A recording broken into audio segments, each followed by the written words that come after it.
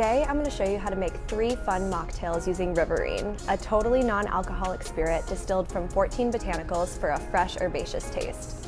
First up, we're going to make an R&T, which is a lighter version of one of my favorite summer cocktails, a gin and tonic. To make this drink, you're going to need 3 ounces of Riverine, about 3 to 5 ounces of tonic water, depending on your preference, some mint leaves for garnish, a lemon wheel, and a few apple slices. Once all of your ingredients are laid out, you can combine your Riverine and tonic in a glass filled with ice.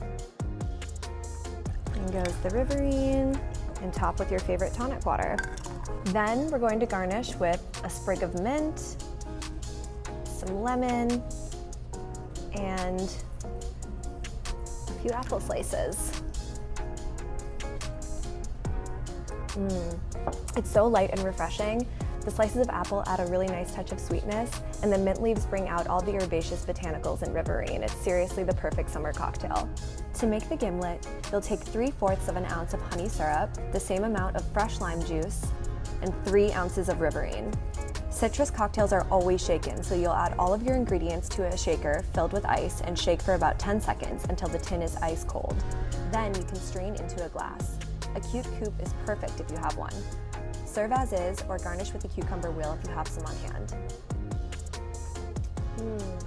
It's perfectly tart and sweet, kind of like a grown-up limeade. Okay, now one last recipe, the River Fairy. This is basically a Tom Collins, but instead of gin and lemon, it swaps in Riverine and lime, plus some cucumber and mint to garnish, because we really love a garnish around here. To start, grab a shaker and pour in about 3 ounces of Riverine, along with 3/4 of an ounce of simple syrup, 3/4 of an ounce of lime juice, and then a few slices of cucumber and some mint leaves. 4 or 5 leaves is perfect. Muddle the cucumber and mint at the bottom of the tin, using a muddler if you have one, or even just a metal straw or the back of a spoon. Then add your ice, give it a good shake until the tin is nice and cold, and strain, just like we did for the R&T, into a tall Collins-style glass filled with ice. Top it off with some club soda, some more mint and cucumber for garnish. And there you have it. A really easy to make, refreshing cocktail that's totally non-alcoholic.